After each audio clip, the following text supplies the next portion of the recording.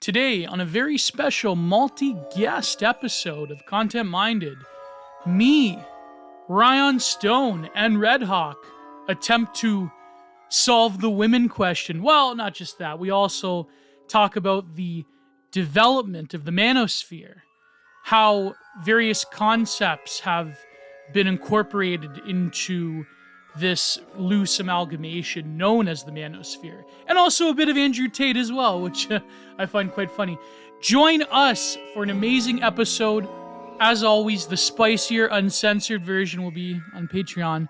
But please join us as we delve into the problems facing men, solutions, concepts that have become popularized by the manosphere, and overall what it means to exist in our current age, but to look at it with open and fresh eyes without resentment, which is very important.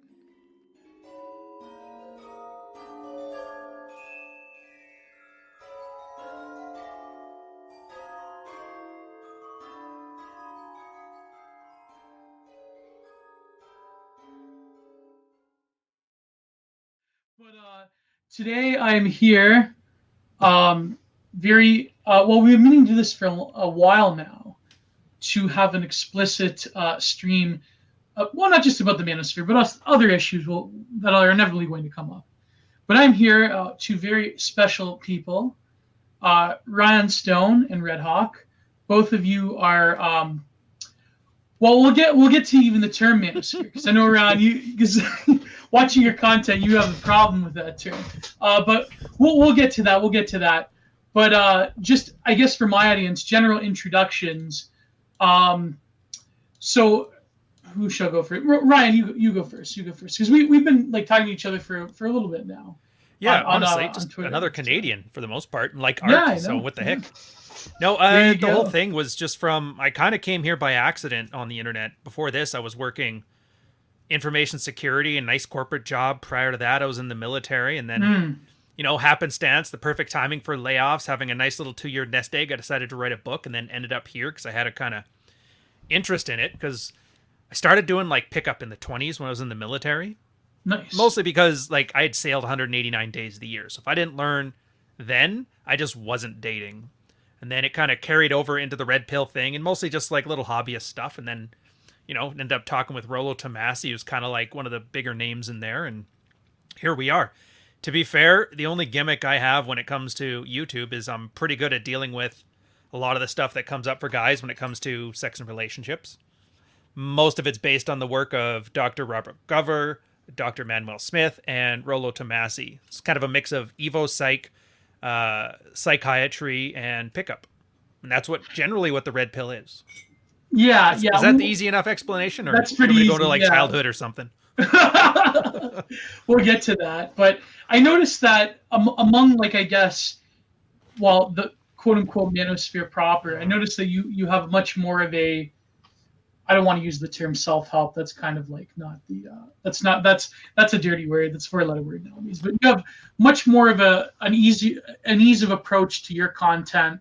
There isn't an explicit grift or confidence salesman, or you don't have a program. I don't know. What is the Ryan Stone 12-step, 13-step program? No, I know what you're saying. There's a certain marketing funnel, and they've all basically stolen it from the likes of Tucker Max and Cernovich, who got it from Ryan Holiday back in the 2000s. That's right. Everybody now runs their tofu, mofu, bofu funnels. But yeah, I wasn't here for marketing. I didn't think that this space online is the way to wealth and fortune, because I can earn good money outside of it. I had a job. For me, it was just having an interest in this stuff, man. I enjoyed it. It worked well for me, and this is like a take a penny, leave a penny chart. And I'll use a little bit of marketing, but only because if nobody looks at your stuff, then when you're wasting your time just yelling into the void, right? Exactly, and we've all spent our time in the trenches yelling into the void. So, but next, Redhawk, you, my friend. Tell us a bit about yourself, how you got here. You're part of, what would you say, the academic agent crew? Yeah. I definitely got my internet start in the last 14, 16 months or so, and I've been loosely associated with dissident right circles for 2 or 3 years before that. And basically, I got my start on Academic Agent's channel when he did a stream tackling the woman question. It was basically on a bunch of like the Wignat, like Radfem, stuff in the right wing spaces. And then I just messaged him on Twitter. And I was like, hey, I think you're missing some stuff here. And then he had me on, and that's basically where it went from there. But I basically came into Manosphere, Red Pill stuff, whatever you want to call it, basically like kind of by accident as well. I was just, a typical, dork in high school, and then same thing in college. And then I had a college roommate who was, pretty good at picking up chicks. And basically I had a girl I was really crushing on, and I let her live with me for like 2.5, 3 years. And then I told her, oh, I really like you. And then just completely fell apart and blew up in my face. And that's when I was like, okay, what the hell am I doing wrong here? And so I ended up learning from my buddy and picking up different skills and stuff for like 4 or 5 years. And then eventually a Rollo Tomassi book came in front of me. And at that point, that really like connected a bunch of things together for me. Cause the way I described it to my buddies is like, I was basically like shooting guns for a long time without knowing the inner mechanics of like how a firearm works. And then like when I picked up the book, I was like, oh, okay, so this is why a lot of stuff like actually works. Now I know that when a firing pin strikes a primer, lights the black powder, fires a cartridge, and that's basically where I am now. Yeah. And but I wonder though, I think start off with a general question for both of you. To me, it seems very kind of alien, the sort of systematization of human interaction because the political debate, you do mention that, Redhawk, because on Twitter for a while, there's like the weirdo discourse between like very like, the typical like far right misogyny, like extreme woman hatred, but the other side being like weirdo, racist, hyperborean feminist, I would say. Like the heck space did I end up in? Yeah, it was very weird time. Rat family crowd and stuff like that. Yeah, well, we have to censor out the H part, the Austrian pay. Radfem Austrian pay. Yeah. I wanted her on the show. I could get her on the show actually, but it would be too controversial. I'd have to clear it with a bunch of people, and Oh, dude, you'd love it. She hates me with a passion. Yeah. I think it's hilarious. I've never seen somebody so passionate about like hating coffee dates as that woman. Oh my god!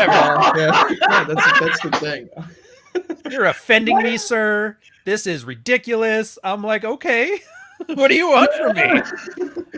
How many dates of girls have you been on? And then she just continued to call me a jerk. There's a terms of service term. The jerk. Dork. I was the one thing that set me off was when she was talking about how like the ethereal, lathe, twinkie young man is like the height of beauty. And I'm like, what the heck is she? And I'm like, I'm totally not that. I'm like, Radfem, you're offending me deeply right now. I'm like the total opposite.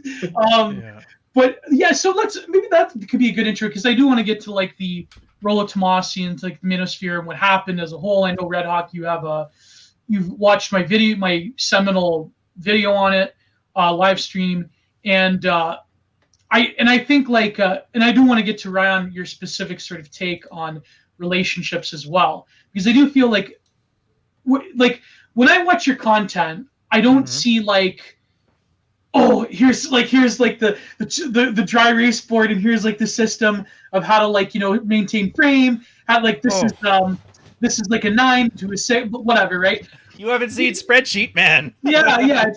It's very practical, like how to maintain a relation. Because I think like that was an issue. I remember even reading back on like the Return of Kings days. The issue is like, okay, I locked down a woman. Now what am I gonna do?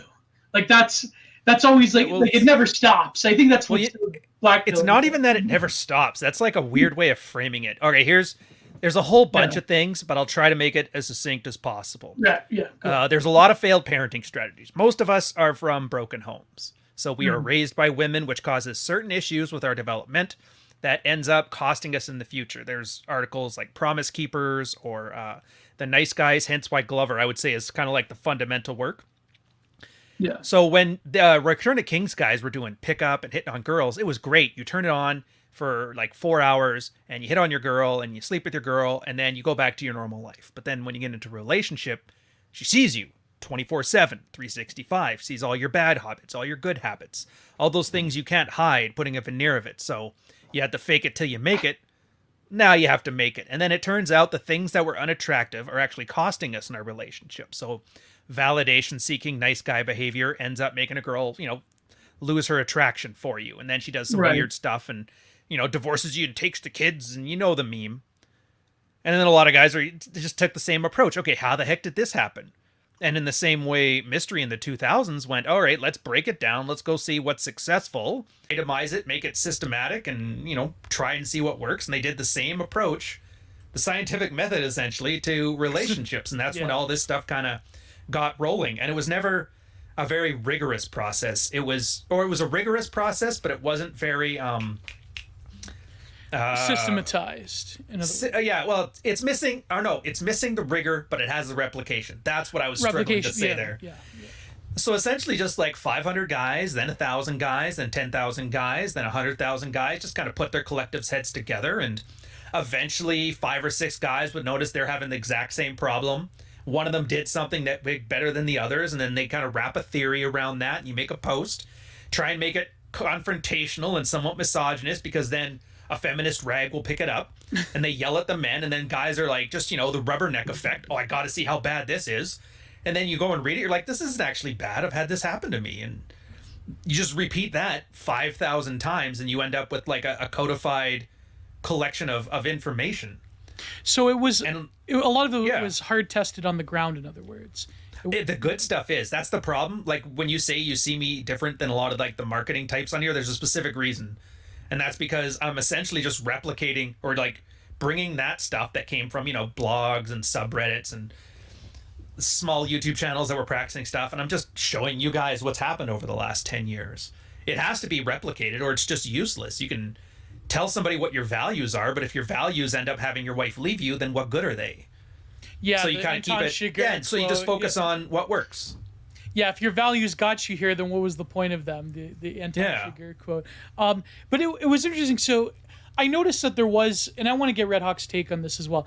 I noticed that there was like sort of the amplification, and I think like Roosh in particular, he knew, because he was more, I would say he was more politically aware than a lot of other ones. He knew that like if you got like the Dave Futrells of the world and like those like type of people in Jezebel to amplify what you were doing, that has this weird match wave effect of like most guys would be interested, or they would see their girlfriends freaking out about this subsection of men that are, having these dangerous, problematic ideas. But then of course there was like genuine people that were trying to provoke and had a lot of rating on, on Return of Kings in particular was like, inflammatory. But I wonder, like, was it really the media reaction that did in the Manosphere, or was it that the content itself could only get you so far, or was it generally from a place of bitterness and hatred, or maybe perhaps that was just like a later caricature where, like, for example, the incel got equated with the Manosphere. Like, I wonder, like, on the ground at that time, what was developing, Redhawk, if you want to take that too, go ahead. Well, I mean, I definitely think it's a part of everything. I mean, Ryan's going to have more to say on this than me, because he's been around in these spaces way longer than I have. But, I mean... Ouch! He's an old hat, I mean, point of all respect, I mean, I loved your book like that. And, like, I mean, and your channel's like that I go to when I'm up with certain stuff, still. So, it's kind of like, it's interesting seeing, like, different generations here. But anyway, like... Yeah, it's a little bit of everything. I mean, obviously, like, egos get involved and people want to break into the mainstream and they want to make some money off of stuff like this. And then also on, people want to be inflammatory. And then, of course, like, media gets involved with stuff and misrepresents things and paints all the guys as, Elliot Rodgers and chat, So, of course, everything's going to, eventually fall apart. And then, of course, guys being, naturally, hierarchical and stuff like that, you get a bunch of dudes in the same room and obviously, there's going to be issues at some point. Yeah, and but like, cause Ryan, you were there for like not the very beginning, but like, cause like, what is the very beginning? The very beginning, you could say, is like the the very beginning you would say is probably like the jet setter Playboy culture of like the 1970s, the leisure suit lifestyle stuff. It all has been kind of, because guys have been wanting to get laid and get money since the beginning of time, so it's nothing new. The only difference was the internet. and then Mystery did his alt.fast.seduction, and then that split off to like So Suave and that. It's kind of like there's no real way to pinpoint things, but to closer answer your question, the manosphere was never a thing. It's still not a thing. The term came out in, and I might get the numbers sort of wrong, but the general gist is right, 2012. And I think it was Jezebel. The idea is that at the time, everything was the blogosphere. If you had a blog, it was a blogosphere. But then there was a couple guys that they wanted to slander, so they started linking them together with George Sidini, Elliot Rodger, and that. And the only way they could do that was turning men into a collective, hence the manosphere. So it was strictly used as a pejorative to slander any guy. Like, you could be a guy talking about fixing cars online, and you were technically the manosphere and exactly the same as Elliot Rodger. So it was like very good from a marketing standpoint because, you know, the angry feminist type loved seeing, you know, that sounds like my ex-husband. Let's yell at all of them. Yeah. Well, it's true. The awful truly does drive political discourse in that regard. Yeah, and then that created a whole media empire. And I talked before about Ryan Holiday. He's got a great book where he describes how he did it. Trust Me, I'm Not Lying, Confessions of a Media Manipulator. And that's when he got Tucker Max in there. What he did is put like a sign for Tucker Max's new book, but then he got a couple of his buddies to, like, you know, deface it. And then said, oh my God, the feminist did it. He gave this little news report out to a bunch of blogs around the area. And then the blogs would report on it because, you know, it's free content. It's hard to write all the time. And then bigger blogs like Perez Hilton would pick up on it. And then from there, but he had like a little bit more clout. So he had to like, oh, my sources are these 3 different blogs. Blogs just grabbed whatever. They didn't care. And then he grabs it, but they're a slight source of credibility. And then news starts picking it up. Media sources. And they start referencing Perez plus a whole bunch of other blogs. And then they discovered that there was this great media manipulation where everybody lies and makes things up out of thin air. And then the lower tiers of this media empire and media funnel add a level of like pomp and circumstance to the higher levels. I'm trying to think of the right word, but I'm stumbling right now. And so, they just leaned in on it. And that's why you see Roosh kind of like going full clown show. That's why you see Cernovich leaning into that stuff. Jack Murphy, another guy from that time. Oh, yes. Roosh. Oh, Yep. Yeah, Royce, Rolo, those were like the 3 Manosphere guys. Red Pill stuff came 2008, and it was trying to get separate from that stuff. A guy, Keone Galt, started noticing that pickup and Red Pill was about all my pickup skills kind of work in the job and with my wife, and that's where it kind of branched off. But yeah, it's weird because your question is hard to answer because it's based on so many faulty axioms that have been built by like a falsified media narrative. Right. So Manosphere never existed. Men are not a collective. That's another reason why it can't exist. Some people were on like the Reddits, for example, the Married Red Pill and the Red Pill. They just wanted, you know, validation from the audience. There's this guy Glow. He loved it. That's all he ever said he wanted to do. He wanted to be the most popular guy there.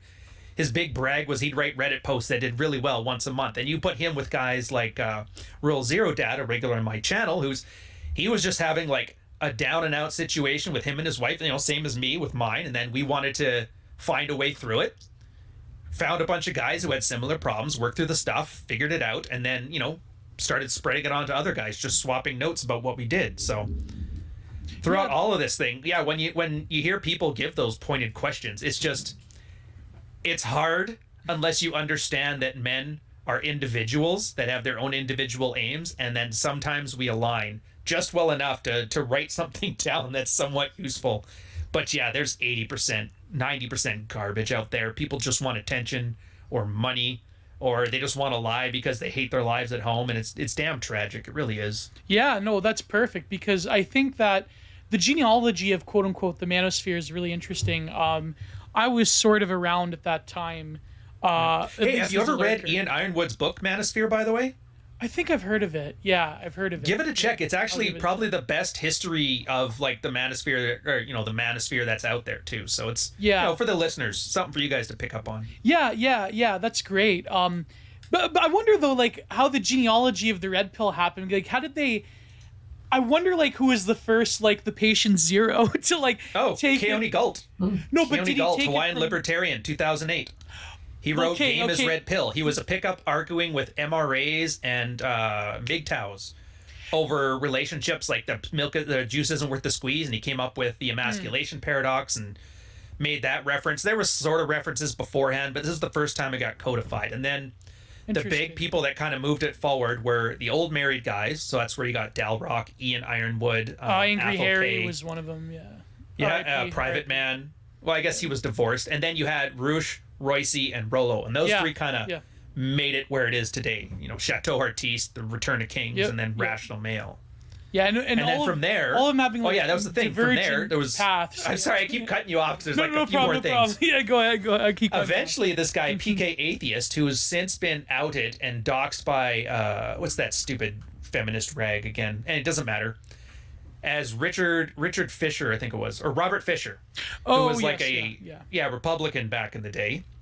He created the subreddit because he didn't like how, if you didn't have a blog, where was a place you could swap notes? They tried it there, but the seduction subreddit wasn't very good because they were bad.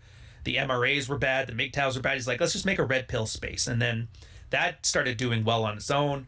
And then this other guy who went by the name of Solos said, it's great, but your guys' answer for everything is just to leave the chick. I got a wife and 2 kids. That doesn't work for me.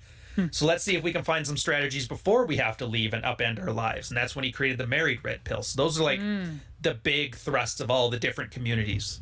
Yeah. No, but that's good. Because I was going to say, now that you mentioned he was libertarian, I wonder if he did get that ostensibly from Moldbug, courtesy Arvin, who claims to have invented that term red pill, that took it from Wachowski sisters, quote unquote. Everybody claims it. Yeah. But no, because a lot of these disparate groups, I remember back in the day, they all hated each other. Like the MRAs, they still do. They still do. Yeah, they still do. Like the MRAs hated the Puas. A lot of like the MRAs, they later would become like for example, I know like who is the one guy, the organization, A Voice for Men. What's what the heck's his name? Yeah, Trump broke his brain. Paul Elam. Yeah, that guy. Yeah. Oh man, like a lot of those guys, they became kind of like sussy in terms of their politics. But then there were other ones who were like more to political right, such as Chateau Artiste and I don't know if that was him though, because it was like right around the time that he got doxxed by that Lady Rain chick. And then rumor was he sold his blog to like 3 other writers. Yeah. That's when all the mud sharking started showing up, and I was like, ugh. I don't know, man. It was kind of... That's where he kind of lost me for obvious reasons. And then they took... I think you can find the archive, but I think they took it down, WordPress. So that... It was like burning the Library of Alexandria in terms of the... Mm-hmm. But Redhawk, so you obviously were exposed to this as well. So what is your take on like... Because I know like to this day, I mean, in terms of the quote-unquote manosphere proper, but like, you know, denying that term even exists... I know it seems like the program, like the post pickup artist stuff seems to be like on the mainstream because everyone else essentially turned the political right. I mean, I don't know what the MRAs are doing nowadays. I've lost track. But it seems like a lot of those, like for Roosh, for example, his Orthodox turn.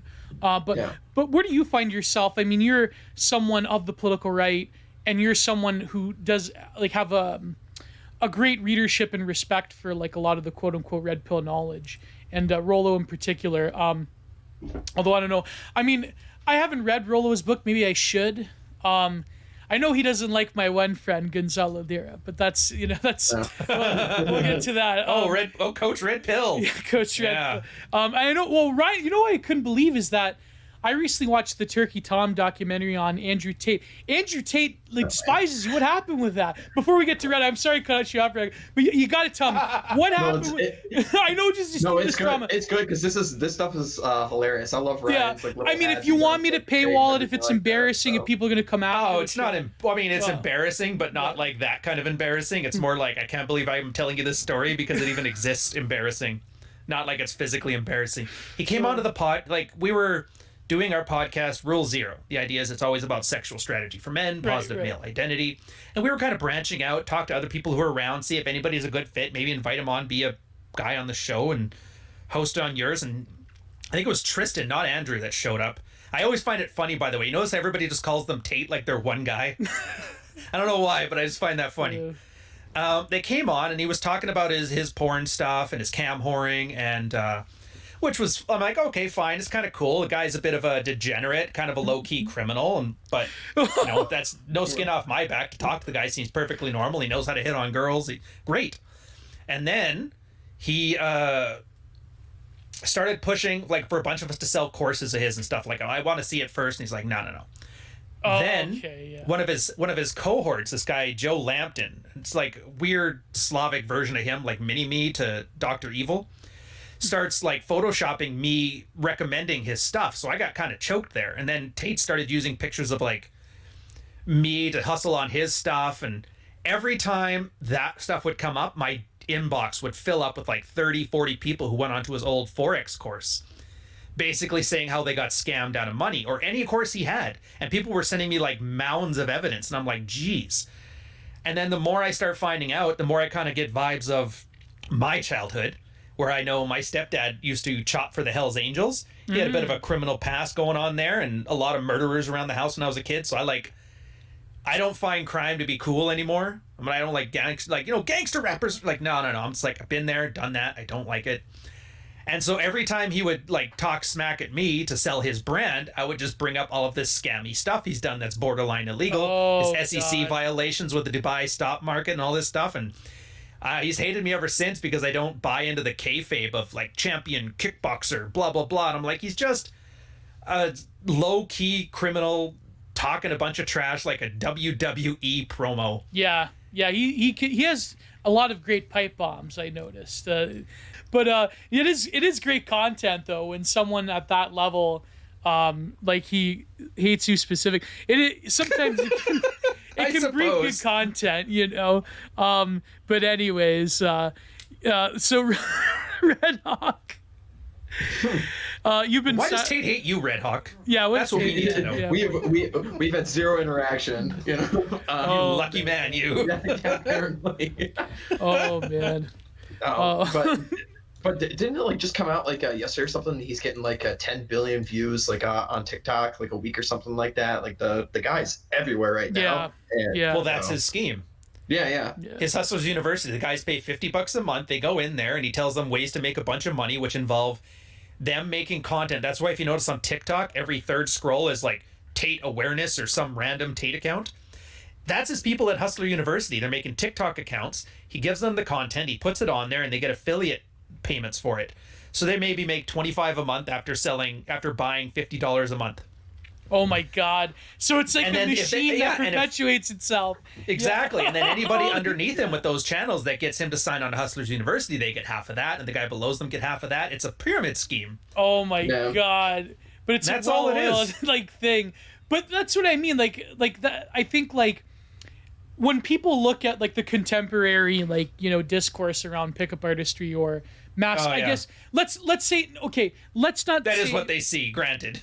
Yeah, no, but let's not say explicitly just like quote unquote pickup artistry. Let's call them masculinity influencers. That could, yeah. Like that to me. I'm stealing this stuff, man. I'm making an ad out of it. This is gold. Yeah. Great. But like the masculinity expert thing, I noticed that it's an off branch of it, but it seems to be like in vogue nowadays. Like that's especially on Twitter. Yeah. No, but Redhawk, like you go into this because you talk a lot about like the content of Manosphere, but I wanted to get your take on like we were talking about the history of it. But also like the masculinity expert thing. I mean, I know like historically there was a precedent for it. I know like for example Jack Donovan in his books and even before him there was a bunch of them. But now it seems like it's its own thing, and there's a lot of like multi-level stuff going on, and there's like a lot of like I think it like, but like Ryan, you said, it's almost like back in the day with Wine Ants, you get these multi-level scams going like in terms of beauty products or some kind of consumerism. But now it's almost like men are being preyed upon in a similar direction. As if they're defective women. There you go. Yeah, very good point. Yeah, so go ahead, Redhawk. Go ahead. Yeah. Well, like you were mentioning as well, like a bunch of like crossover areas, and you know, like there's crossovers with like, you know, dissident right people in like, you know, I guess you call it like BAP's sphere of influence and stuff like that. And then, you know, the masculinity accounts, you know, like the semen retention people and all this stuff on Twitter as well. It really is just an absolute complete dumpster fire. And, you know, I was actually having a conversation with one of my buddies about this recently. I think it would be impossible for us to do, but it would really, you know, make the sphere, whatever the hell you want to call it, like such a better place if a requirement to like watch any guy's video or anything like that in the sphere before people go blabbing off their mouths would be like you have to go and do like one approach and then you can watch one video from somebody's account or something like that. It's completely impossible. It would absolutely never happen. There's absolutely no way. But I mean, Ryan, I'm sure you could definitely confirm this, but there's just so many guys out there that red pill masturbators, as it were, just suck in every last bit of information, but have never actually gone outside to use any of this kind of stuff. Yeah, 90% of them. Yeah. Well, it doesn't do you anything to just take in all the information and stuff like that without actually doing it, because it almost becomes analysis paralysis to some extent. I was thinking about this when I was reading your book, Ryan. It's a great book, by the way, but thank you. It would I don't really think it would work very well for a guy who's just starting out, because it's almost like you're like PhD, like red pill kind of stuff, and I think almost guys need like college level stuff before actually reading your stuff, because I feel like a new guy just picking up your book, be like, oh, I don't know about this, it really helps if you have the experience, because it actually puts stuff. Well, yeah, it's not meant as pick up a red pill. Oh no, book. it's not. It's not. Yeah. PhD though, I'm just thinking of chapter head over heels for Rose. Oh yeah. Or the first chapter where I forgot there was a girl I slept with until she's like, "Don't you remember me?" And I was like, "Yeah, that's very academic." Yeah, I loved how it was written though. Because it was a field report, and then 2 chapters dissecting it afterwards, leading into any kind of philosophy or whatever you want to say. Yeah, exactly. But that's what my friend. A mutual friend of ours, Redhawk, but I don't know if he'd be comfortable with me saying it, his name in terms of this, but he read Rollo Tomasi's book. Well, what's it called? The Rational Male? Is that what? Rational Male? Yeah. He's got 5 now. Yeah, and he said what sets him apart from a lot of the systematizers and the autistes in these spaces is that it very much was a practical okay, here's what you do. You have to, you actually, in other words, you actually have to have a personality to begin with to approach women. That's a must. If you're starting off as a neurodivergent, it's not going to work. So he very much was very, and Mike Cernovich too. Mike Cernovich, yes, Redhawk, this is the person we're talking about. So Mike Cernovich, as well, with the gorilla mindset, it's here's what you do. This is how you approach. It's not always going to work, but it's it doesn't give you a fail-safe system. It's more of no, it's a Band-Aid. Exactly. It's more of being comfortable with the sort of externalities of human interaction to begin with. And I think that's why Rollo became very prominent, is because he gave you, and so I wonder if that would be a healthier approach to it than creating an elaborate system which leads to a program that you have to buy into, that is filled with the secrets. Because what is the essence of a lot of the red pill information? Is it just being confident? Is it just the way you approach? Is it just the way you carry yourself? What is the absolute Archimedes? Well, there's yeah, well, it depends on what you mean by red pill stuff. If you're referring to the sludge that is most of what's going on right now, then obviously. No, I mean the political red pill. I mean specifically the pickup artistry. Yeah.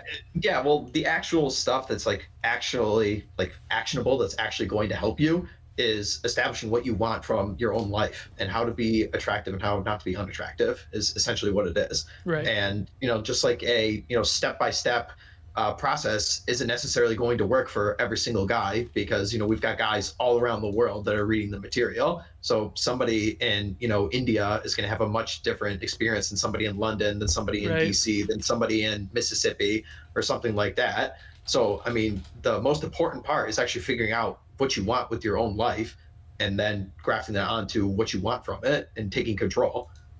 And would you agree, Ryan? Or yeah, I mean, I love how you had to mention India, by the way. Well, they got their own issues over there. Yeah, no, it's perfectly good. Rollo, his big thing was just he took pickup artist stuff and he meshed it with evolutionary psychology, which I'm not mistaken has a bachelor's for. And they have a bunch of their own stuff. And so but everybody had a piece of the puzzle. It's just a toolbox. It's Praxeology. Right. Everybody, it's always about, and I guess the best way I've had it described, Redhawk's is the best, by the way. That's about as succinct as you could put it. My PhD academic one, though, is everything is a hypothetical imperative when everybody is talking about categorical imperatives. And if you don't know what that is, categorical imperatives are what a Christian would do. This makes you good. This makes you godly. This makes you bad. This is evil. This is wrong. Feminists say the same thing. The thing in itself from Manuel Kant. Yeah. Exactly. So hypotheticals, if you want X, then Y will help you get there. It's never for sure, but if you need X, then do Y. So the whole point was separating it from all these value systems. That's why like nobody in the traditional conservative space likes red pill, because like you guys are a bunch of immoral freaks. We're like, no, leave your morality at the door. Learn what you need to learn here. Your morality is yours, and by you blabbing about it, you're losing sight of like the practical stuff here. You'll get there's a lot of topics that really don't survive the values test, but are really nice to know. Like, you know, how to handle if a girl is got baby rabies and you knock her up, that kind of stuff. Some things get a little crossing the line, but everybody's like, you know, going to jail is never going to get you a good sexual strategy. So that illegal stuff's not good. Yeah. But yeah, so yeah, it's always about what do you want? Like you said, and that's like a concept called frame. It's like having a cohesive worldview. And the difference I find from red pill and any other like a system is that nobody defines your worldview for you. You have to define it yourself. Now, Rollo's advantage is he's got a very 10-foot level of the what he calls the sexual marketplace, how men and women get together from a evolutionary level and how this applies to the modern world. So guys can see that, and then from that synthesize their own worldview that works for them, builds up their own values that benefit their lives. Manuel Smith is a lot of like getting rid of the stupid stuff that your mom threw in your head as a kid. You know, she hated your dad, so she bitched to you about him. So you're like, I'm never going to be like that guy, forgetting that guy knocked up your mom. So clearly he knew how to get her. And the girls that don't like you now, it's probably because you're acting like that somebody else other than that guy. But yeah, it's all just tools, a praxis. So if you want a wife and kids, then yeah, married red pill's probably for you to teach you skills going through a relationship or a marriage. If just sleeping with chicks is all you want, then yeah, a lot of the pickup stuff is useful for you. But if you don't need it, then don't use it. Yeah, I think, and also Rollo, if I recall correctly, did he not read that one essay by F. Roger Devlin? What was it called? Sexual Utopian Power. About how that one. Yeah. What was your thoughts on that one? I mean, I know both of you have a familiarity with it, but well, I was talking with Whisper, one of the main guys from the Red Pill subreddit, about it, and it didn't make any sense why it was in the Red Pill as the sidebar, like a codified reading. And he's like, I don't even know myself. It really just reads like somebody's traditional conservative revenge fantasy. You know, if all these thoughts keep thoughts, it's going to be just like the mouse experiment, and it's like there's nothing practical for it. But it's really good at attracting, if you're angry, like, you know, your ex-wife takes the kids and leaves you, or that girlfriend dumps you and you're like, you know, Elliot Revel angry. Yeah, the stuff like this appeals to you, which is great, because once you're in with the red pill, here's the anger stuff. Here's why you're supposed to be angry. It's a normal human emotion. Now that you're angry, here's some things you can do based on the goals you may or may not want. And then hopefully a guy comes out the other end with, you know, I was angry and it got my ass to the gym, and now I'm just like a better guy, and I don't get mad at women because they're just going to be like women, and I stop thinking of them like they're men with boobs attached. Right, exactly. I think I've had this discussion with people about where it's like to be disappointed on, you know, oh, how come women don't think like men? How come they can't be like rationalists like us? It's like that's not the. If you truly believe, I think. If you truly believe in like a conservative essentialism, I think like you would admire that women do have a separate nature and that's integral. But Redhawk, do you have similar criticisms? But you're more sympathetic towards the like explicitly right wing. Yeah. Well, yeah. I mean, probably. I mean, if anyone follows my Twitter, I pretty much am getting in arguments with a lot of like the Tradcon characters all the time because. That's true. I mean, it is the circles I swim in. You know, like so many people in the dissident right. You know, we got to go and save the West and everything like that. And right. I agree, like on a principle level. However, I just understand the state of the world at play, and for all the flack that people like Jordan Peterson get, he was right about one thing: like focus on yourself before going out and changing the world. So much of like the I mean, I don't know, do I want to say the the Catholic integralists, that are so often like 19-year-old guys. They fit cats, yeah.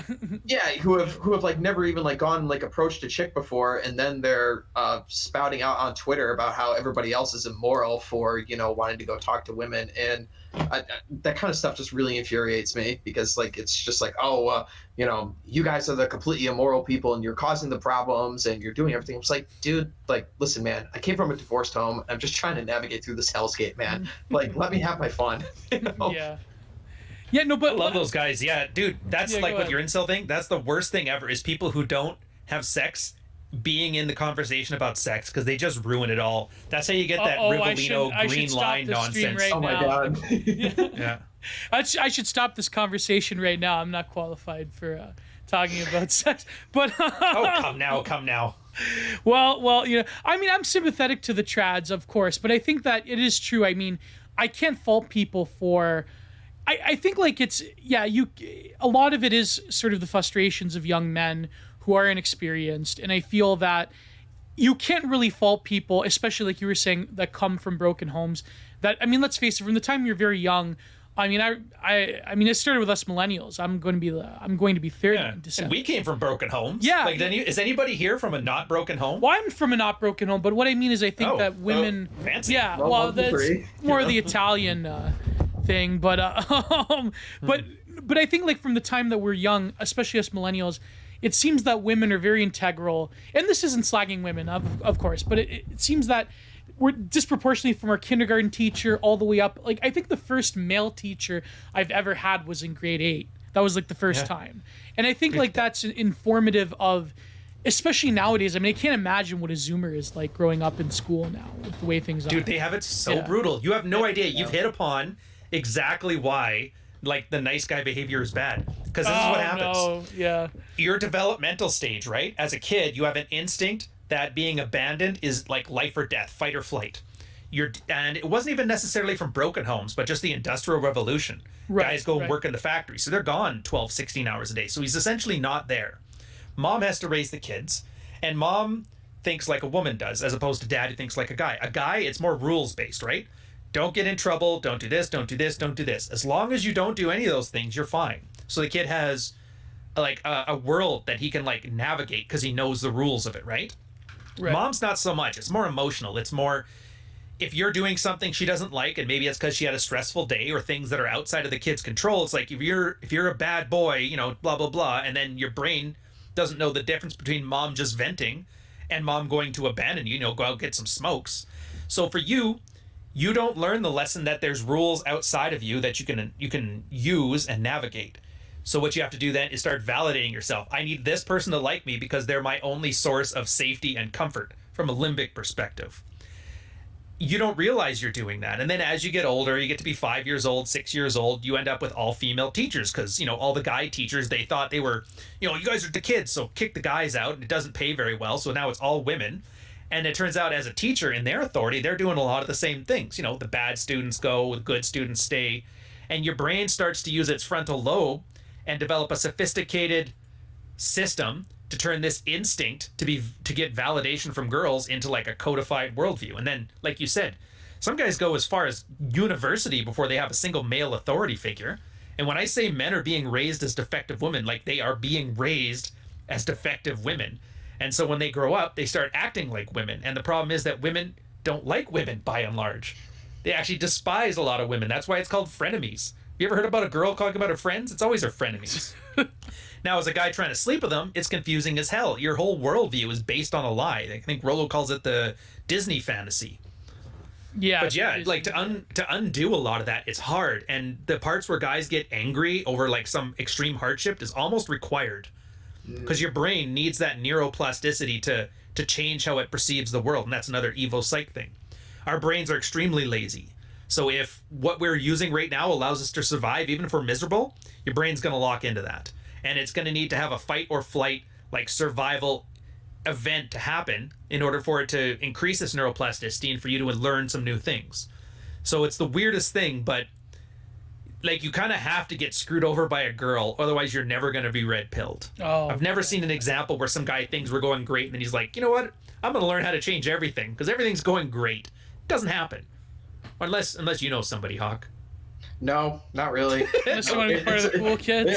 Well, that's another problem with like the the whole online space, whatever you want to call it, is like nobody got here because things were going great for them. So of course there's going to be angry guys, right. There's going to be autistic guys, there's going to be everything under the sun. So naturally it's going to turn into a storm at some point. But because of the selection of guys that are coming here.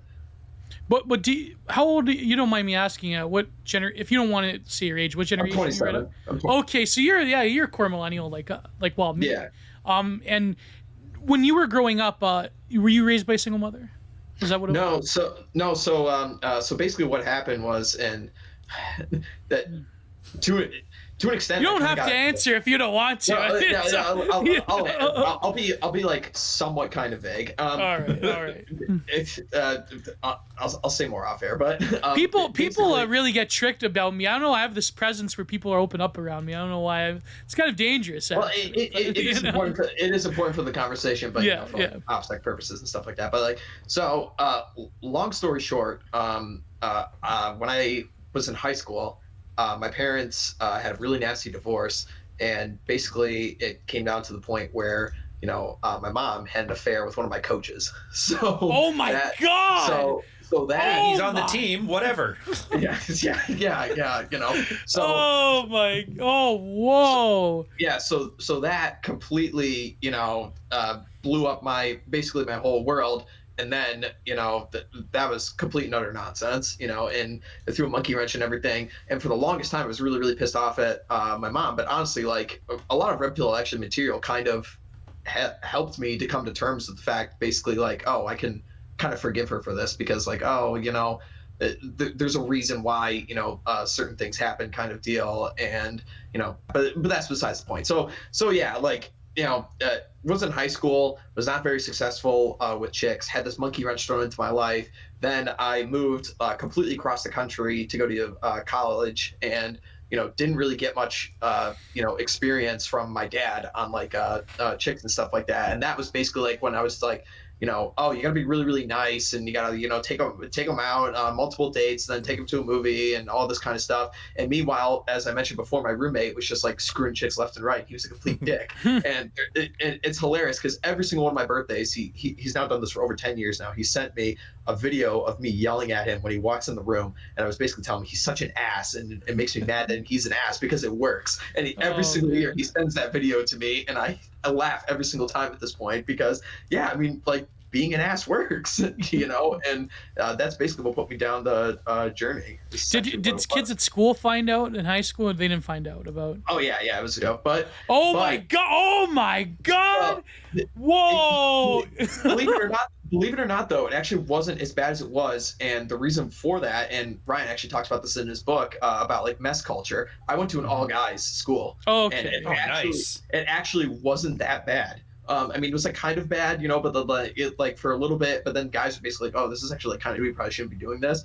And, but you know what's funny though? I wonder though, if you did go to a usual normal high school where like you have this sort of feminine coded, apparatus of gossip, I wonder if you would have had like it would have been so much worse. I know that for oh my a fact. god, is mom sleeping with a coach? Oh my god, like that's yeah. Well, funnily enough, I'm actually really good friends because this guy, the coach, actually slept with 2 other moms. So whoa! Yeah, so we had our 3 families, and then like the 3 of us guys. Total MILF on there, my god. Yeah.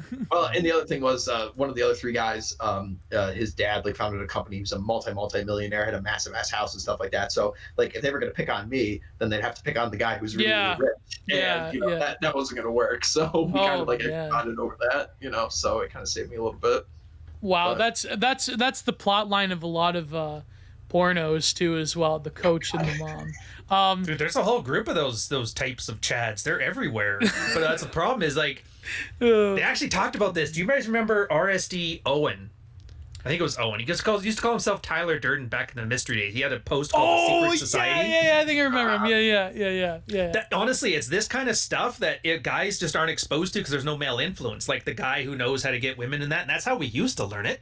Dad used to slay. Like my dad was literally a pickup. He used to wear like white leisure suits. Had the Corvette in like the 70s, so like that's his thing.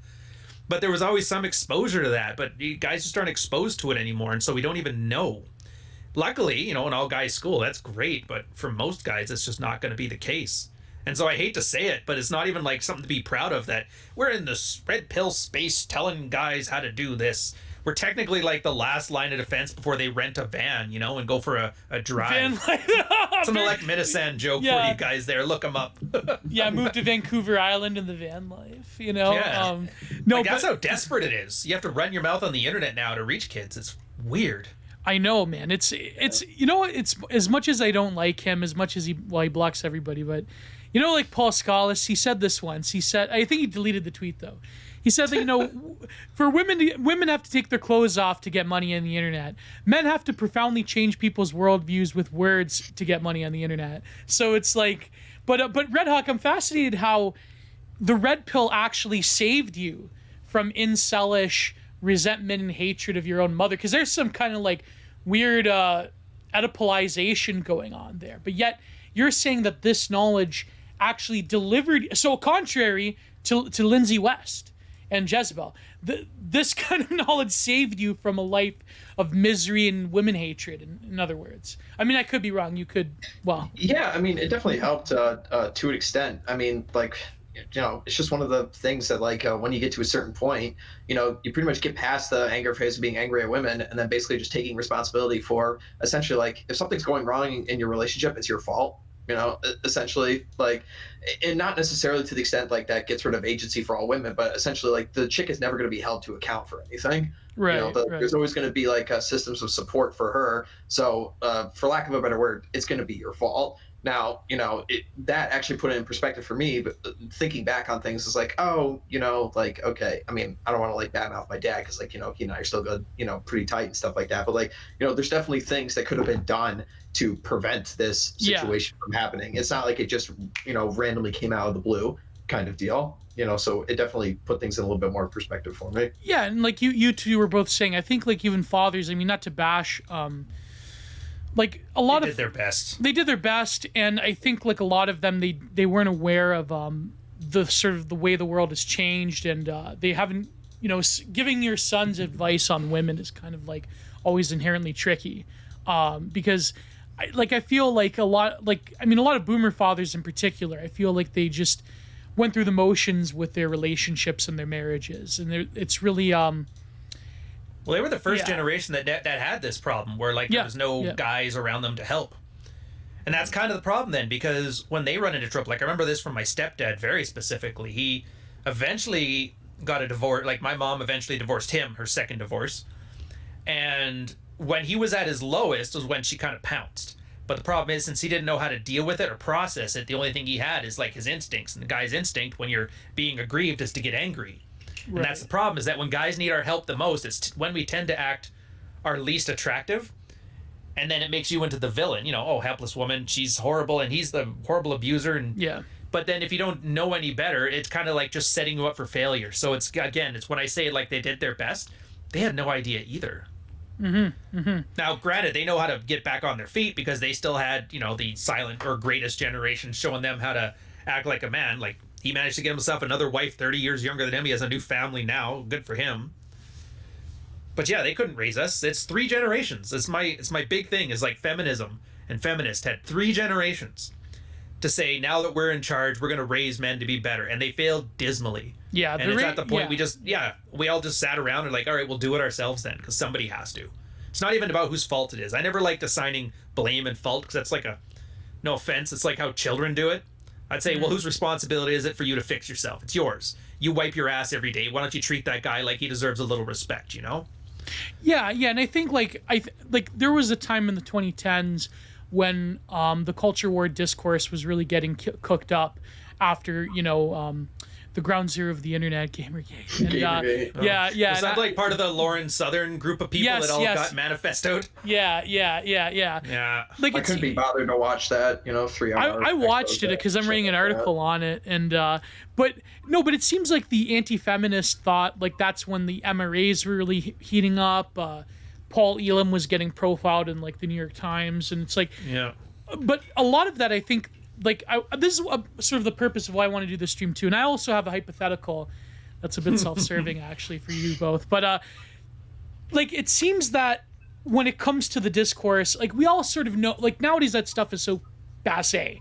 We know about feminism. We know, right? But I wonder, though, as angry as we got, as we all watched those videos on YouTube, and we all remember the happenings. I wonder, though, if we're mature enough in this sort of, like, the world that we're living in now in the 2020s and all the stuff that's happening, what do you two both make of that particular type of discourse and how things have changed in terms of like what is the place of Nothing's man? changed, man. Okay, It's yeah, a tribe, maybe nothing's it's changed. a grift. Nothing's changed. It's Andy Worski and JF Garapi yelling at Brittany Venti and Roosh V. It's just blood sport. And I didn't watch the Lauren Southern thing too, but you watched it. So let me guess. Everybody in there was a raging narcissist, just wanted to party and do drugs and wanted fame and money, but had no responsibility and then Yes. lost everything to their own stupid decisions. Was that about the gist of it? Yeah, and she was a helpless. Oh, and it was not her victim. fault. She just happened to be there this whole time for all of it. Oh my God! Yes, yes. Do you know why I haven't watched it, but I know that? Because that's exactly what happens every time.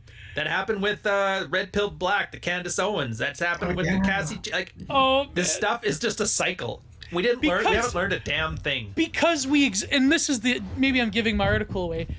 It's because we exist, as we say in wrestling. It's an outlaw mud show. It's against it's Yes. against the tact. So we don't have the institutions to filter us into proper behavior. So what happens? The circle of tyrants, the circle of grifters. The one thing though I would say is that I was absolutely shocked is she did have a positive take on Stefan Molyneux when they were doing the Australia tour. Because I thought, I couldn't believe it. Yeah. But everyone else, like, okay, here's the thing. She's right about the people she talked about, Milo and to an extent Tommy Robinson and all that. But I mean, it is kind of like Sussy Baka that like you just happen to be screwed over by every single person you interact with. Who's the common equation? I don't listen. I know that either she's gullible or she wasn't smart enough to see it. And she's the mafia one that turned on all the other mafia people. Yeah, exactly. Yeah, she's Sammy the Bull. Yeah, or John Allwire. So yeah, there you go.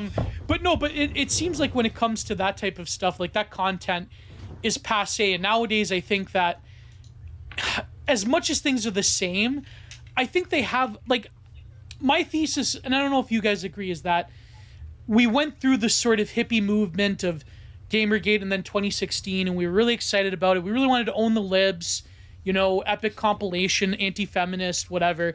But now it seems that the focus changing from that to a more sophisticated grift with like the masculinity stuff.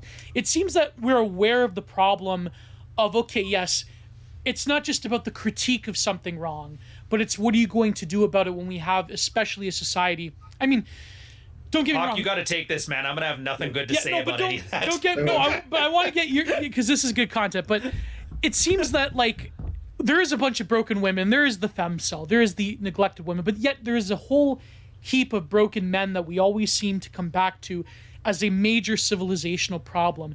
And the response isn't to just be bitter at our enemies, but rather to replace it with something in the way of a quote unquote masculinity awakening, whatever. But the problem is that the people doing it is kind of like, I don't know, like we could name names obviously, but it seems that it's in a way it's a more insidious form of grifting, which I kind of find. And my live stream covered that as well, if you remember, Redhawk. But right. Yeah, it's interesting because I guess it kind of depends on what space you're in, and maybe it's just like my own biases here, but like I guess it's like almost completely acknowledged at this point in like more like dissident right circles that there is a severe problem with society as a whole, with the relationships between men and women, with feminism, with all this kind of stuff. It's literally accepted at this point. Something's wrong, something needs to change. And then you get a myriad of different people who are having different suggestions. I mean, like, there's, BAP people, Revolutionary Incel Army, there's, oh God. Oh, yeah, man. There's, just clear them out people. There's, as we mentioned, the Catholic integralist kind of people, Save the West kind of people, so I think it's not quite like it was like back in the day where people were like arguing over the point, like if something is wrong or not. I think we're past that point that, absolutely, it's accepted that there are problems here. And I think now the fight is basically like, oh, well, what side is going to, win out about this? How do we address this? Yes, and of course there's the debate between the religious trads and the BAP people who are like among your, like both of you are more of the opinion that sexuality is reality, that, you know, there is a way to, there's just a natural way that men and women interact. And that, I guess that's probably what BAP is saying, that these like weirdo, like religious trads are sort of like doing a LARP. Yeah. And in themselves, I think, not to bash them too hard, but in themselves, there's sort of like a weirdo, like unresolved sexuality going on there, perhaps, when it comes to like expressing yourself with like not just the religious aspect, but sort they're of like, delusional. Dude, you remember when kids, they were like, these narcissist kids are going to be raised. They were taught something, and not even well. They're almost like wearing Norman Rockwell as a skin suit, you know, like a cigarette ad from the '60s, or like that Mad Max movie where the kids have the postcard from Florida, and they think this is what life used to be. But they aren't seeing that. They're seeing an aspirational advertisement they're going from it. So yeah, they're ridiculous. So, where was I going with this one? Oh, but yeah, your first point? BAP people. Yeah, but go ahead. Yeah. Is, what do we do about this? Let these people burn. Do you think for 1 second all the gobbledygook names and niche groups you mentioned are anywhere but online? They're not at the office. They're not at the bar. They're not when you're walking around and hitting on girls at Starbucks. They're not in your friend circles. These are people that are terminally online. They're not having sex, and they're bored, and they're angry. And what do? They fight with the other bored and angry and sexless people. You know, the spinsters who can't get a new husband. And they're sitting here. Remember what I told you before? Guys having no sex want to have the conversation about sex. That's what's happening. And none of them want to change that, because if they did, they would stop looking at stuff that makes them angry. And I hate how I'm the guy who's had so much negative press about Jordan Peterson on many fundamental things. But why am I the guy here, or like, you know, us, the guys here saying, clean your room, deal with your own thing? Yeah. Ignore all of this. The Wignats and the Tradcons and the BAP guys. Yeah, Vitalists. They're all just making up some narcissistic fantasy, some worldview. Like, this is the identity. I'm the Christian conservative. I'm the return to monkey. And then they just sit here and they demand that you like appease their new fantasy. They want narcissistic fuel, and if you don't give narcissistic fuel, you get narcissistic rage. That's why there's all these public shaming and doxing campaigns, because you got these men raised as defective women. So what do? Character attacks. Feminine tool, who'da thunk? Because you're not buying into their narrative, and they're not going to be happy until all of them return to monkey, or all of them go back to 1960s Norman Rockwell cigarette ad Jesus. They're just and the fem cells, like, dude, I get it. Girls have this need to, like, me too, but like they looked at incels going, oh, we got to get in on that. Like, come on, dude. And I get it. But here's the biggest part of it. Not just to make fun of them, which I absolutely will, because I think they need that shame. Shaming works. None of these people will affect you in any way. They're completely ineffective. They're eunuchs, and they don't want to be different. Because if they did, they would try to be different. They would go to a gym. Instead, they'll argue with you for 10 days, or better yet, they'll read 18 articles about what's the best way to go to the gym, build the best program, and then not go that day anyway. And then they make fun of you. We're like, do you even lift, bro? It's always like a meme with like, red pill guys just think, do you lift? If you can't be bothered to drag your fat, lazy butt to the gym 3 days a week, then I can't trust you with taking anything else I give you. Seriously. It's like literally the only thing we have that can be an entrance exam. It's the only thing that everybody can agree on is fundamentally good. It's good for your health. It's good for your aesthetics. It's good to get your hormones in check. It's sometimes good just because you need a place that you can go to be selfish and only look after your own interests, because you're so validation seeking as a nitwit. You're afraid to leave your wife alone for any amount of time. So going to the gym can help for that too. So when I see all these guys and they love bringing people into this argument. That's how the incels kind of invaded and ruined the red pill. And so everybody's ruining everything. And I'm just like, I got no patience for it. And it's like, don't you want to reach these men? It's like, no, I don't. Because they're going to come in here and they're going to ruin it for everybody. You got to have some amount of gatekeeping. Keep the trash out of your space. And this is why a lot of the groups hate each other. I refuse to LARP. I don't know if you follow me much, but I refuse to LARP. I could tell you I'm champion this and the great at this and alpha that, but I don't care. It's not about me. I'm the only guy on the internet who's like, this isn't about me. No, but it is interesting. I think like the group dynamics of like a lot of these different disparate entities that are warring with each other on the internet. It's quite interesting how it's in one ways I think that the discourse has become a bit more dynamic, or rather the issues have changed. But you're right, it is like largely the same like internet blood sports crap. It's Actually Whisper, one of the Red Pill founder guys, they actually had a great thing on this, the postmodern debate, or debate is dead. Yeah. And I think this is what you were hinting at. This is what I wanted to say on the first point. Yeah. So originally it used to be like you would think of a debate as a classical debate. There's a point, you argue your point, he argues his point, the audience decides which one he was more persuasive. Then we hit to like that postmodern debate where your guy argues the point, the girl argues the character. It turns out there's like a fundamental difference between what we would consider red pill and blue pill on a philosophical level. Guys, the red pill is the idea of there's an objective truth, a subjective morality, and then the point of a conversation between people is to come closer to a truth that something we can use. So the character of the person is off limits because it's irrelevant. Where the blue pill side, which is arguably the feminine side, tends to think of a subjective truth, my truth. It's just a codified set of somebody's personal experiences, and then a objective morality. So there's one scale, and either you're the top of it or you're not. Like abject morality, abject horrible. And then the whole purpose of an argument is decide who is the authority in any conversation, so they can establish the moral high ground. So their character attacks is absolutely the way it is. Now that's the problem, is that character attacks versus information. Character attacks usually win. So guys, we're losing this, and now we're at postmodern debate, where the debate doesn't even matter. It's like you said, it's blood sport. Whoever has the biggest audience already won the debate. Whoever was more persuasive. So by the time you're there talking, it's just entertainment.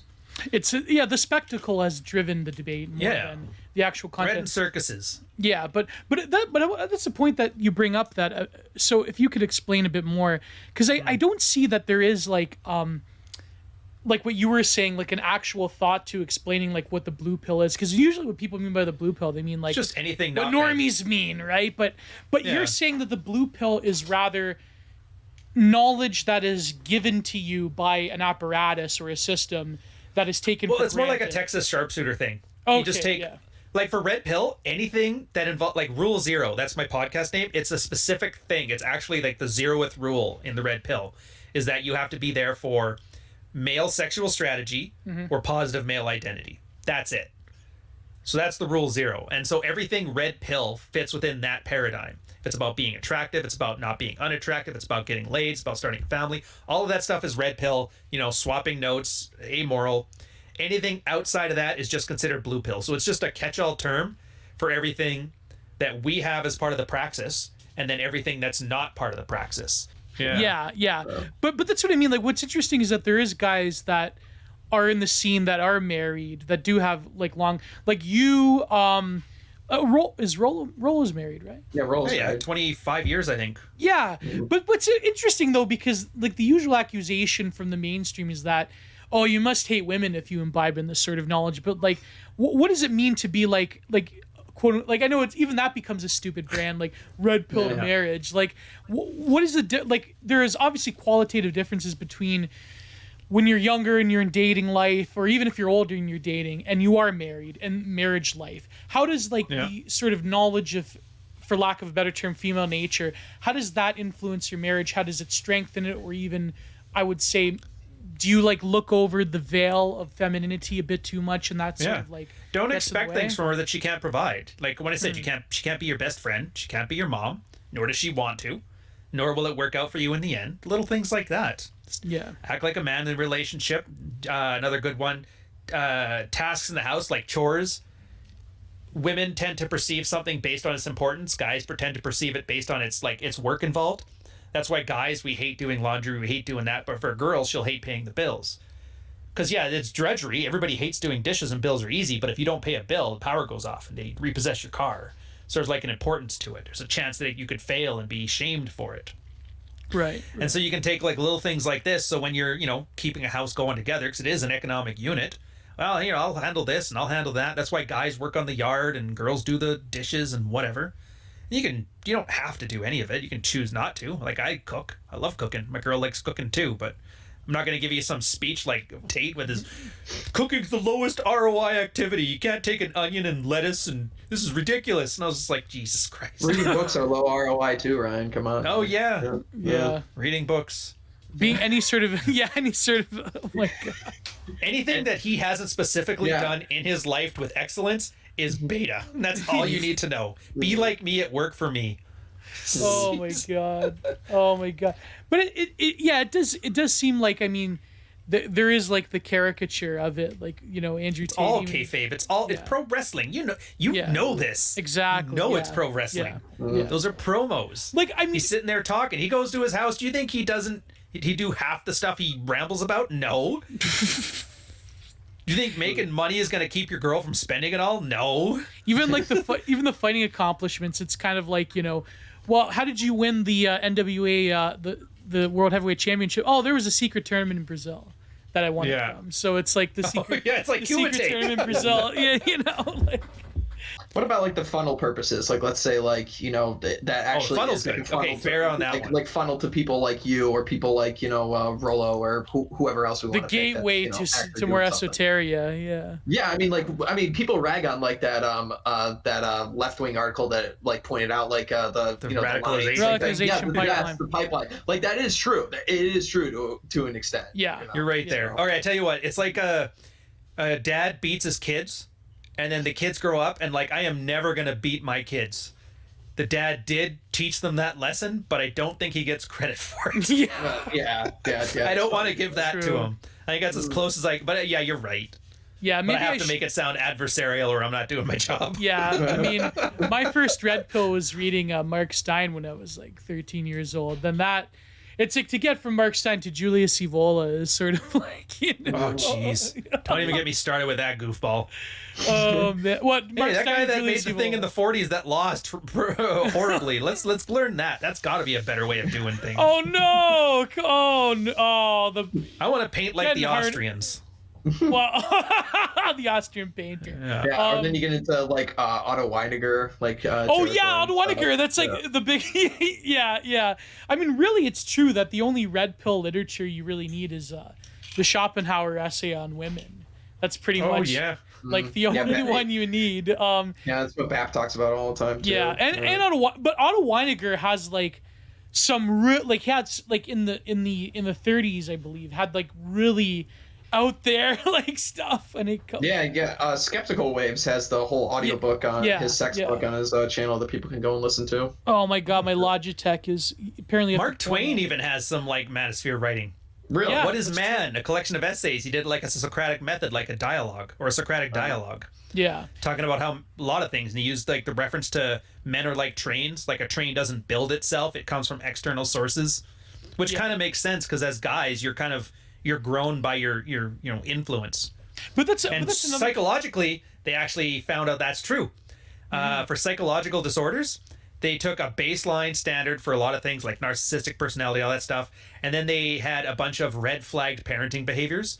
And for people that had 6 or more of the negative parenting behaviors, some of the cases like borderline, narcissism, and antisocial, like triple in prevalence. So like nurture actually beats nature when it comes to a lot of psychological problems, which is kind of crazy to think about. Yeah, that's another question. We're screwed. Yeah. Oh, totally. Yeah. No, but that's another question I wanted to ask you too, is that when it comes to this question of nurture, I mean, it seems that a lot of presuppositions of whether you're in the political right or you're in the sort of like red pill spheres or pickup artistry, it seems the proposition that a lot of like mainstream people have as a problem is sort of like can be summed up, well, like you were saying with the Mark Twain quote, but also I remember Camille Paglia got in huge trouble for this, but this quote I think summarizes the lesson, right? Like the main like Archimedean point, which is she said, I believe it was, men have to become women are in terms of their essence. And I wonder if a lot of like predicating this knowledge base that we're all acquainted with, if there is an inherent problem by saying that, you know, women are this enigmatic natural force that is, and men have to cope with that by becoming. That gets turn them into the women of Wollendorf, huh? Yeah, Make the them women of Wollendorf. goddess. Yeah, exactly. Like because because a lot of people get pissed off at that because it presupposes that women cannot grow or change or have a sort of developmental character that only Wait, men. that's their problem with it? No, yeah. Well, that it's not good enough? Things too. Yeah. Jesus. Yeah. No, but go on. What are your thoughts on that one? I don't know if you guys are good for time, but yeah. So No, we can keep going. I'm good. all right, yeah. Go for it. I got a bit. So yeah, maybe Redhawk first, and then Ryan. Like, what do you think of that sort of analysis? So, yeah. I mean, again, like kind of goes back to like what we were saying earlier about like more like black people on the side of things, and also what we were talking about like Disney fantasy kind of stuff as well. Oh, dog joins the chat. Awesome. Yeah, dude. Let's make women into a fertility goddess. Well, that's not good enough because then she can't be any better. It's like women are horrible creatures because they're human beings. And this is the most misogynist thing that the Red Pill has ever said, is that women are people. Whoa. And that really is what pisses them off, because like everything is there to fluff women. Go boss queen, you got this. Advertising, we want your money and we're going to tell you what you want to hear to get it. Single moms are great. You know, spinsters are great, career women are great, mothers are great, everybody's wonderful, and you can do no wrong, and everything. You can sleep with your students, and that's not as bad as when a man, like all that stuff. Yeah. And they're still not happy. They're just failed. They're just like us, flawed meat bags, running off of emotion. This is much different. And it's like, can't be bothered. Man. I can't vilify them for it, but I can't venerate them either. I think that's the issue. It's not even that men simp for women. It's that men make their entire focus the feminine, either pro or against. But either way, you're still in the same Overton window. What's that horseshoe theory crap? Yeah. The guy ranting about women all day is the same guy that like Pat Stedman, where I got that video ad where he's like, I love women because they shower every day, and it's like all this lame stuff, and I'm just like, Jesus Christ. No, but it's greatest ad, second greatest ad next to the one where Tate was yelling at me. But it's not even like an artistic like muse way, like you're contemplating on the divinity of the feminine. It's more of like, I guess inevitably we have to address the simp question. But before we get onto that, because it's interrelated, like, yeah, Redhawk, you were going to say about the thesis. So, like, in some ways to say that women, I think that's why the mid discourse gets them, like, really riled up. Because to say that they're normal and flawed and they're just people is, like, that's the ultimate punishment. It's just another way of saying touch grass, but, you know, it cuts to the core a lot more to chicks, as it were. You know, like, yeah, the mid thing, it really gets them, going. Yeah, like, no, for sure. But, like, you know, on the point of, you know, a lot of people just take like these truths of like what women actually are, and like we were talking more about like the black pill people and like, oh, like everything's doomed. It's like, no, it's freeing. It's like, no, they just are, and like you could choose to complain and moan about that, or you can just accept it for what it is, you know. And like we were talking about like the Disney fairy tale stuff and about like young guys, you know, just wanting like more validation and stuff. It's like, no, dude, it's like, it's not how it works, man. Like you were fed this false set of programming. And you can, you know, choose to complain and say, oh, I was lied to, or you can actually just accept it for what it is and just move on and not take things so seriously. You know, it's just like, oh, okay, you know, this is the way things are, and this is the way I have to act in the world as it is. And, you know, I'm only one singular guy, and I can't like change the entire planet around me. You know, it's absolutely ridiculous. So yeah, this is what it is. What are you gonna do about it? But that leads me to another question before we get to the simping. Like, Ryan, you were a bit older than us. You've been around for a bit longer. I'm the millennial, but just like barely. Yeah, like you're all like the cusp of Gen X. First year millennial. Yeah. But you would know that the millennial, like the younger millennial dating strategy that we were taught, and as you know, from early age, was that like, you know, and certainly I will admit this has been my failing as well, is that you have to like become friends first and then you date, and like it turns into something. That's complete bullshit, right? Like that's oh jeez. Yeah. Absolutely what I was fed as well, and it was failed miserably every single step of the way. But why is that so flawed? Because you're not making your intentions clear, or is it that they don't respond to that, or that you fulfill an emotional need? Yeah, and it's not like saying I like you and I want to sleep with you. That's overt. Girls are covert the way they communicate. So, but everything about your body language. When you want a girl just for her body. And then maybe she's got a personality in that but until you've slept with her, that's not important to you. And it's honest in a way. Most guys, they hide that. They hide their sexuality. They think, I don't want you to think I'm sexual, and hopefully you'll reward me by like, oh, since you don't like sex, here's some sex. Like, you see how silly it sounds when you frame it that way? Right. Yeah, right. I'm not like one of those bad guys that you always complain about that I hear you complaining about. So therefore, maybe you'll give me the reward. And they're not complaining because they hate it. They're complaining because they're women. That's what they do. Go on to TikTok if you don't believe me. I've made an entire series called Chick Talk just because women complain. Yeah, those are I can make great. I love content those ones, man. That's great content. Like, I gotta say that's the bit of your content I do not watch like at all. Like I'll watch like the men's watches and stuff like that. I skip them. Like, all right. I've told people flat out I hate the TikToks. I just know they bring in views. I love your mids watch stuff. Your mids watch stuff is some of the best. Oh, the mid watch, yeah. Very good. It's very, very good. Thank you very much. Yeah. Oh, and back onto this thing then. Yeah, with women may not be as smart as men. Everybody likes to say that. 10% smaller brains. But they have experience, man. Yeah. Ever since they were 13, every guy that's wanted them to sleep with them has tried pulling every trick in the book. So they've seen it all. And so when you think you're acting nice and hiding your sexuality, they remember the 5 times in the past some guy got real creepy with them real fast. And just walking up and unapologetically going, I probably, like, with the way you act and your demeanor, like, I'm just going to sleep with you. I don't really care if you're pleasant. If you are, that's great. And we'll talk about that after during Pillow Talk. It's honest. It's refreshing. It doesn't tick any of the creeper boxes that she's used to have her whole life. Whoa. Yeah, but it's also calibrated. Like it's not like the weird like. Are you guys familiar with that incel pickup lines account? Oh yeah. Oh yeah. Yeah. Oh yeah. I get a chuckle out of that. Oh yeah. You're right. Hilarious. You know, like so those. It's uncalibrated, and this is why like so many of the new guys like they think like, oh, if I say like this special phrase and this special word because this guy says this thing, then that will get me to the spot as quickly as possible. That will unlock Potter. pussy. Harry Potter bullshit. No, and that's not how it works. It has to be calibrated. You know, like you just sending like a random like Instagram DM. You know, even though you say the same thing that like Chad Thundercock would say like in her presence, it's not going to get you the same results because it's not calibrated. So it's direction and sort of the sort of forthright confidence of being honest with yourself. Well, I mean, yeah. A perfect plain example here. I was showing guys like an approach. We were in Florida again during that same time when I was talking with Jack Donovan, and there was an Australian girl there, and all these guys were talking, and they were sitting there nursing their beers, not talking. I'm like, just go up and talk to a girl. It's like, look, you can say almost anything. And so if you know Australians, they throw the word out like it's hello. Oh, so I just walk, but Americans, it's like, what? Why would you say that? So I just walked up in front of everybody and called her in front of everybody. And they're like, what? And then she starts laughing, we hug, and it's great. And they're like, and I'm like, that's calibration. Like to read the room, to understand the person, know what things you can say and get away with, know what you can't, say it with confidence, have a subtext to it. Because she knew I was doing that to piss off the Americans, and she knew it's like, cool, whatever.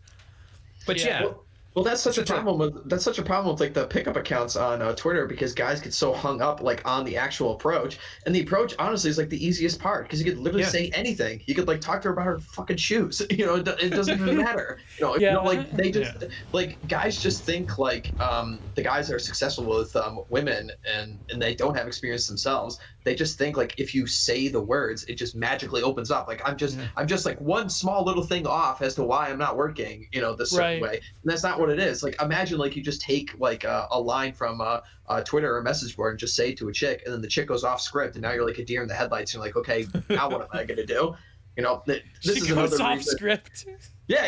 Yeah, exactly. The only thing you know how to do is just, okay, don't lean in, look like Jason Statham, go. Yeah. I'm just imagining green lines as I'm walking like in the grocery aisle. Thank you everyone for listening to the Content Minded podcast. If you wish to support me and to unlock every full and uncensored version of each week's podcast, please go to patreon.com/GiantArtProductions. You will not only get every full and uncensored version of Content Minded, but you will also get exclusive content, such as my Giant Art Reviews series, where I analyze and pick apart various interesting and insightful books or essays. Every episode will be uploaded to Anchor, which will upload them to Spotify, as well as my backup channel on Odyssey. Please look out for new content every single week, and please look out for The Digital Archipelago with me and the Prudentialist. Thank you once again to all of my beautiful patrons. Thank you all for keeping the content renaissance alive. As I always say, God bless, and goodbye.